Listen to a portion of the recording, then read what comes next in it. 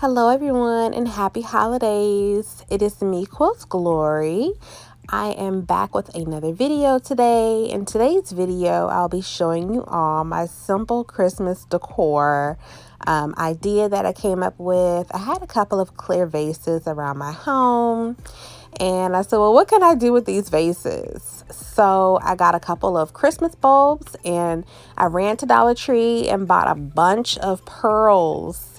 And I decided to incorporate them into one vase, and they turned out so pretty. Simple, budget friendly, and just beautiful for the Christmas holiday. So I hope you all enjoy this simple, cute video, and you all use this in your homes as well. So enjoy the video.